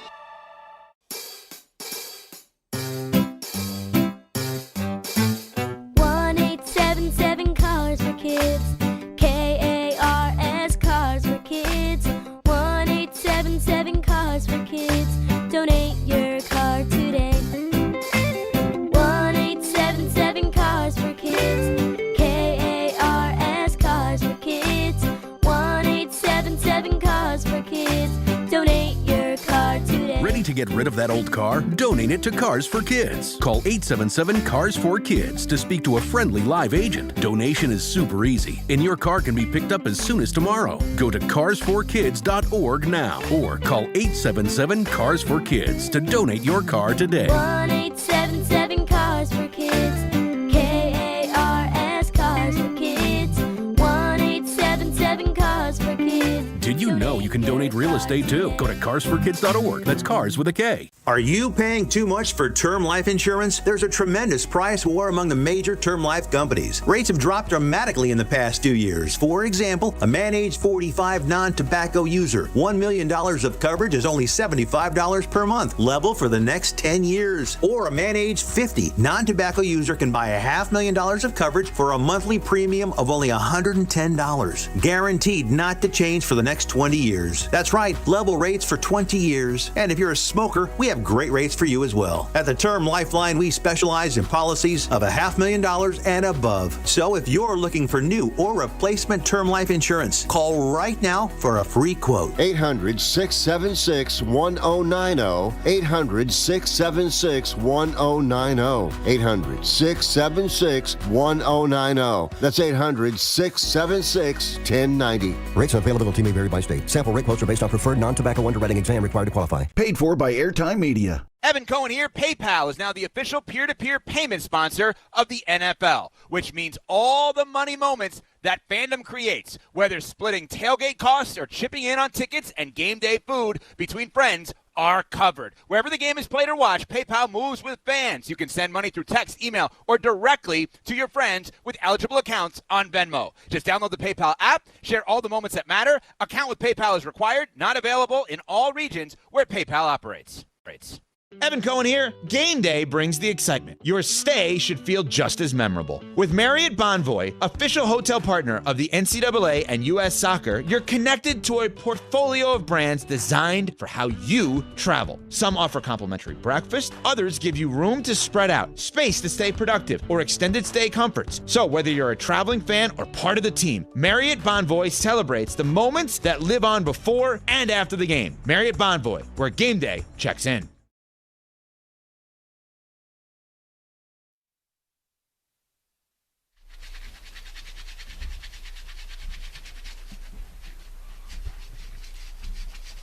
Got a lot of people chiming in. Haywood Wong on the chat, ESPN New York YouTube chat, where you should be right now watching the show.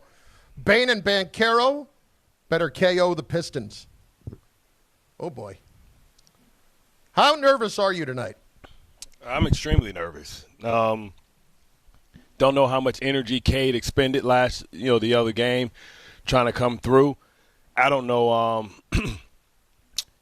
Banchero is a problem. He's averaging like 25 points. He's more aggressive coming downhill. I think, really the key is keeping the Bain, and, I think they should let Banchero get his, but keep Bain and keep Suggs from being able to shoot high-efficient threes. And I think they'll be fine. But they have to take back home court. And home court, they have to get it to a Game 7. Doing it in hostile territory, not an easy thing to do. Can Cade put the performance that he put on as they make the adjustments to blitz him and get the ball out of his hands? Who's going to step up and be that second scorer? Like, can Jalen Duren make one appearance in this series? Please. Brian Scan, check it in. Detroit going to Cancun tonight. Only team that scares me, but we can beat everybody else. See what I'm saying? Spurs coming out of the West, who we will handle. You better hope the Spurs come out of the West, because OKC, man, and the fact that they can get a lottery pick, man, is just ridiculous. Right? They can stack people, but for them, Jalen Williams and that hamstring is a problem too. Yes, listen, as always happens, there are always some little concerns that pop up through all of this that teams are never going to have just a smooth route to the finals. Correct. Right? There's always going to be little injuries that are going to pop up here and there that are going to turn into problems. Yeah, that's the crazy part, man, because it almost like OKC got two teams. They got a small team they can play with. They can go Hartenstein at their center, or they can go Chet, or they can go both. They got two, because they got so many high-quality players, they got 3 teams in one, man. It's not fair. I mean, they like Microsoft. They need to be disbanded. Knick fans, it's your day. 800-919-3776 on the YouTube chat as well on ESPN New York's YouTube channel. Jose in Connecticut next on ESPN New York. Jose, what's going on? What's up, my man? Bart, you know what we did last night? Sweep the leg, man. No mercy. No doubt. Sweep the leg. That's all you got, sir. Russo. That's all you got. Listen, I'll keep reading the chat complaining about Reggie Miller before I get to my point. Man, you know who's worse? Richard Jefferson is much worse. I want no parts of him in the next series.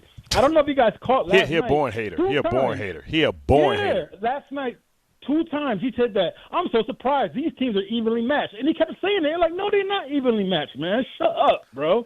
Unless he was doing his bid for the network. Not evenly matched. Come on, Richard.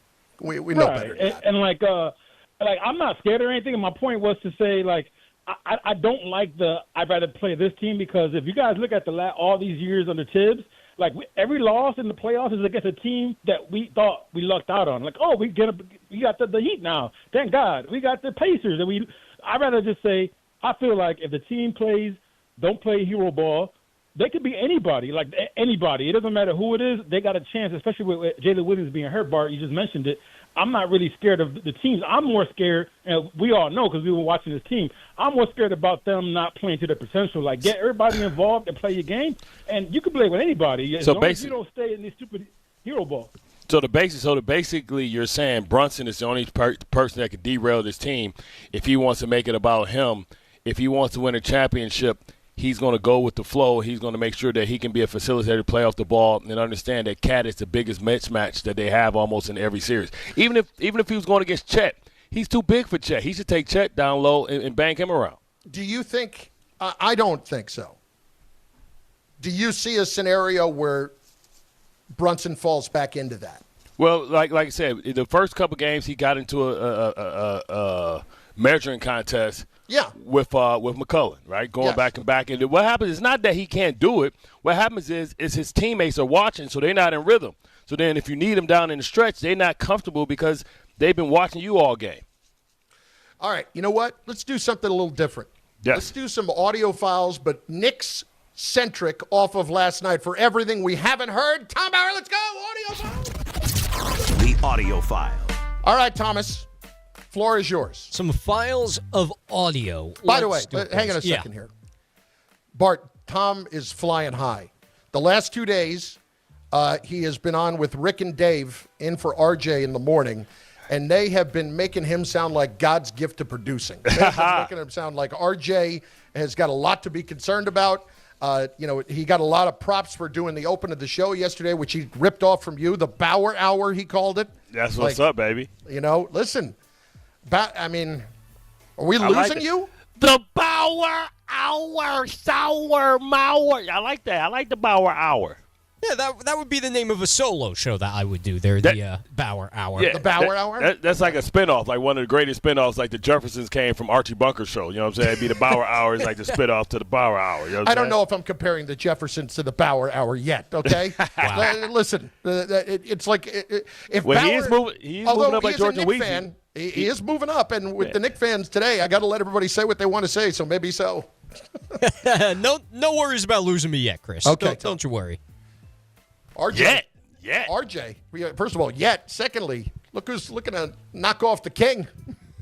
No. I would never go for RJ's throne. He's a legend among producers. That's all right, Tom. We know the deal.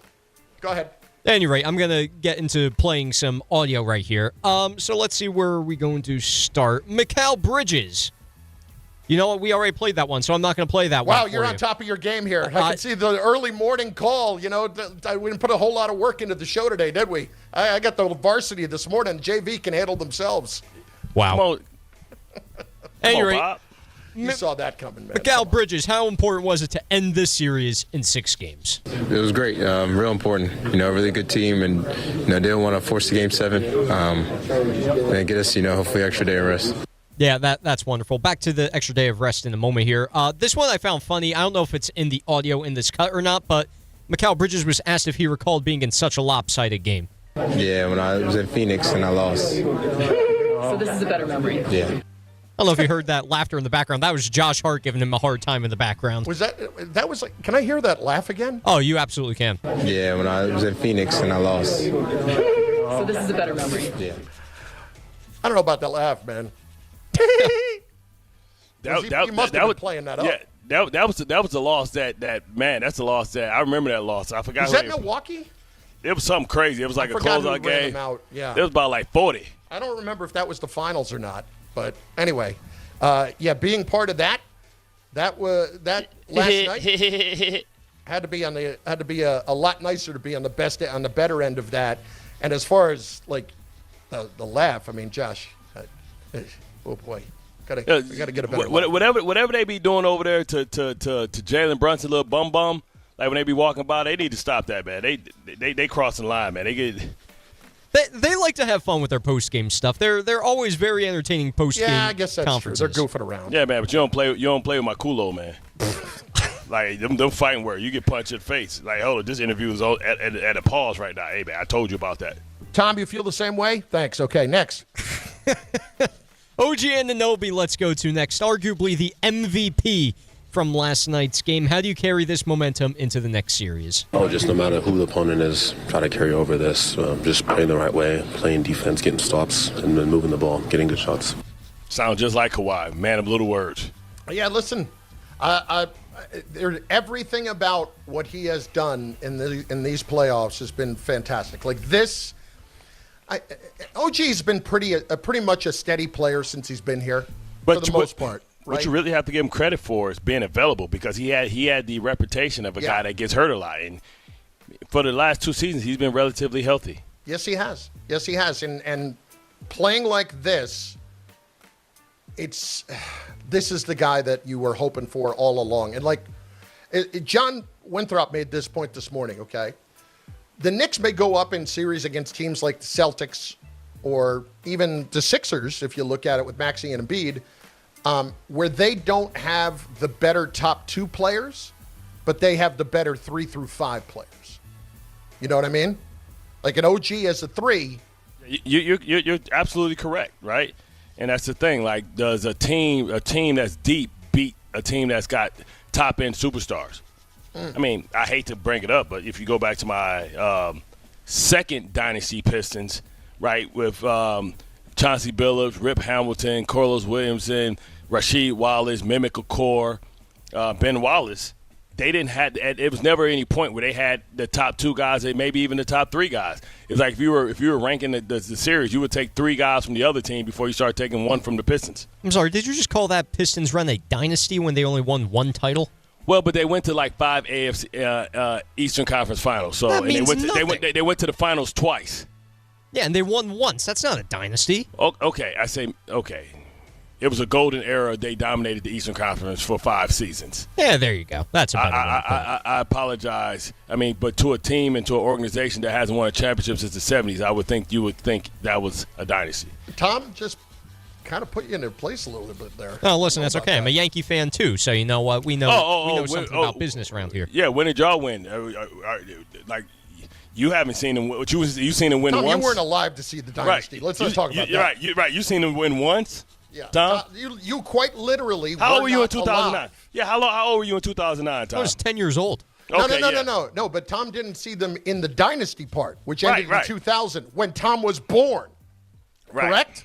I was born in '99, so I have 3 World Series titles under my belt. No, you do not. You're a damn liar. No, you do not. You weren't even, you weren't even old enough to know what channel you was turning the TV to or the remote, so that don't count. You don't know that. No, Tom. Okay, Pinky in the brain. Like, stop it. Tom, you was trying to take over the world when you was a kid?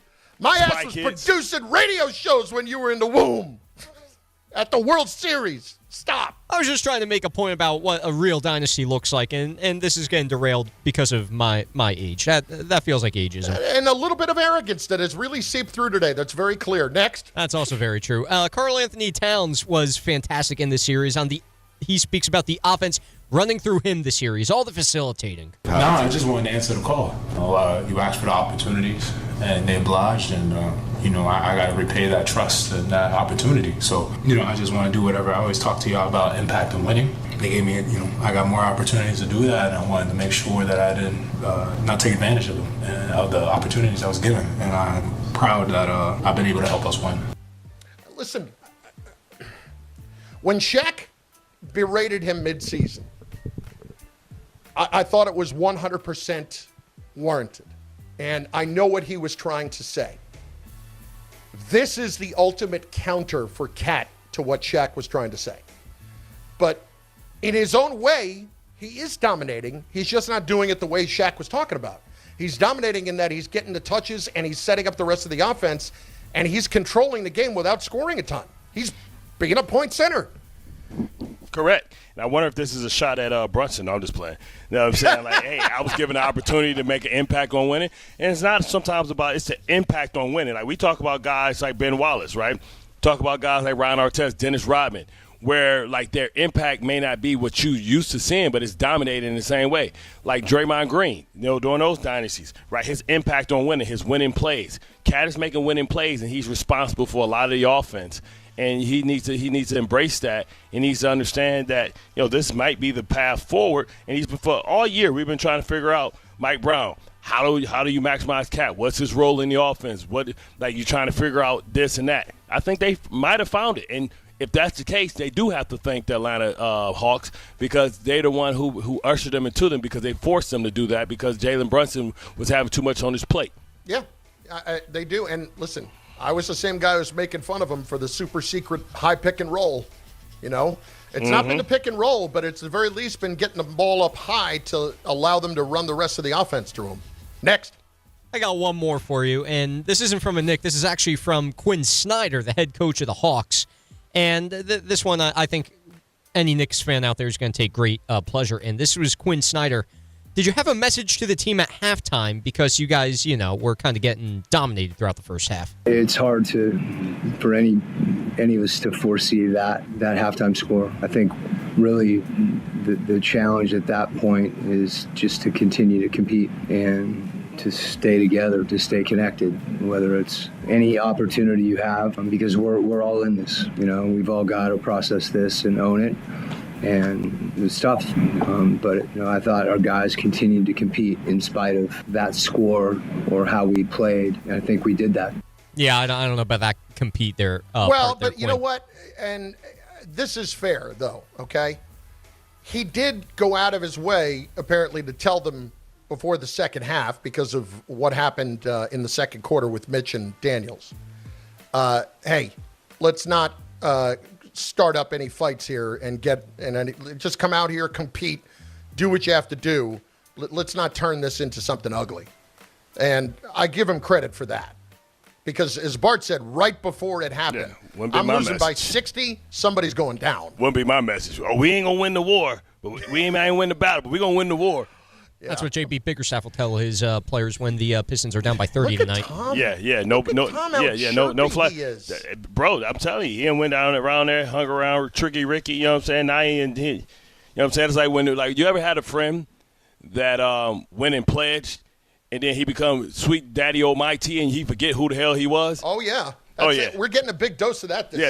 Tom went and pledged, and now he dropped his marbles, his chickpeas. Yeah, Tom, you keep hanging out with Ricky. You be careful. You might start losing your hair, too. That's all. I'm already going to lose my hair. I've seen my mom's side of family. It's Bart and Carlin, ESPN New York, and on the ESPN New York YouTube channel, 800-919-3776. Knicks fans, this is your day. Anything you want to say, we're letting it go. Anything you want to say about that beatdown, about everything that has transpired to get you to the next round, and how the road is laying out for you. They could be ushering you in with a red carpet to the finals. It's all on the way next. 800-919-3776. This is Don, Hahn, and Rosenberg. And Alan's quiet, so I'm assuming he's out. I'm not out. I'm trash talking Harry Douglas right now. This is very important. So, by the way, he's on his show. Drop! What? Enjoy Susie. I'm arguing with Harry Douglas right now. I can't be bothered with your stupid list. At least Peter tried. I don't want you to try. No, he's done now. He's done. Don, Hahn, and Rosenberg. Weekdays at 3 on ESPN New York. And streaming live on YouTube. FanDuel is serving up a happy hour every day during the playoffs. We're talking special drops you won't want to miss, from profit boosts to bonus bets and more, with everything in between. You can find what you're looking for on FanDuel, and the best part, it's every single day. So whether you're betting the early game or gearing up for primetime, make sure you open the FanDuel app and see what's waiting for you today. So head to FanDuel.com/local to get started during this playoff run. FanDuel, an official partner of the NBA. From profit boosts to bonus bets and more, with everything in between, you can find what you're looking for on FanDuel, and the best part, it's every single day. Make sure you open the FanDuel app and see what's waiting for you today. Must be 21 and older and physically present in New York. Opt-in required. Rewards are non-withdrawable. Restrictions do apply, including bonus and token expiration, leg requirements, and max wager amount. For help with a gambling problem, call 1-877-8-HOPE-NY or text HOPE-NY at 467-369. No matter your age or career stage, SUNY Canton delivers education at the speed of life. With flexible, fully online degree programs, you can earn your credential on your schedule. Ready to get started? Apply now for a summer start in high-demand programs like applied psychology, cybersecurity, healthcare management, and more. Our admissions team is ready to help you review transfer credits, explore degree options, choose courses, and navigate every step of enrollment. Email admissions@canton.edu today or visit canton.edu to learn more. New York Knicks fans, here's a total slam dunk. For a limited time, new Verizon Mobile and home customers can get Fios and Alina Mobile for just $69.99 a month with AutoPay. Get Fios 300 megabits per second for $20 a month and unlimited welcome for $50 a month plus taxes and fees when you bring your own phone. Visit a Verizon store today to learn more. For new Fios Internet and mobile customers, discounts applied over 36 months. Mobile and home discount enrollment required. Additional terms apply. In times of congestion, unlimited 5G and 4G LTE may be temporarily slower than other traffic. Domestic data roaming at 2G speeds. Good Karma Brands is proud to be an equal opportunity employer, providing equal employment, development, and advancement opportunities to all teammates and applicants. To learn more about careers with us, please send an email to talentacquisition@goodkarmabrands.com. That's talentacquisition@goodkarmabrands.com. This is the Michael K. Show. A small market team can't make a mistake when it comes to money and length of contract because it could cripple them. The Mets are not going to be crippled if in the 4th and 5th year of his contract, Pete Alonso was not the same player. So as you're building this Nirvana-like team that you're trying to build in Queens, 2026 looks like it's shot. Are you happy with that? Ask yourself this question, Met fans. Would you be better off with Alonso and Nimmo now than what you have? The Michael K. Show. Weekdays at 1 on ESPN New York and streaming live on YouTube. My name is Christine, and I'm a widow. My husband, Ryan, was a healthy 34-year-old, and 3 months later, he was gone. Thankfully, he had life insurance. Ethos made it so easy. You can get a quote in seconds, apply in minutes, and get same-day coverage. 100% online, no medical exam. Life insurance didn't take away the loss, but it did give us the space to just grieve. Get your free quote at ethos.com/game. ethos.com/game. Paid spokesperson. Time spent on application may vary. Online health questions required. Evan Cohen here. PayPal is now the official peer-to-peer payment sponsor of the NFL, which means all the money moments that fandom creates, whether splitting tailgate costs or chipping in on tickets and game day food between friends, are covered. Wherever the game is played or watched, PayPal moves with fans. You can send money through text, email, or directly to your friends with eligible accounts on Venmo. Just download the PayPal app, share all the moments that matter. Account with PayPal is required, not available in all regions where PayPal operates.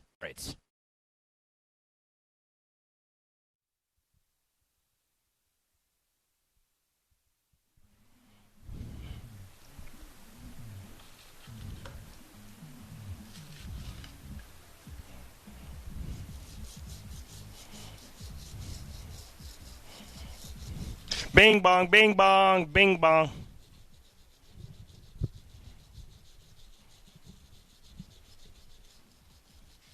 Got to let it all go. Of course, it's the Hubert Davis part. I mean, it's a little dated, but that's okay. Yeah. That's okay.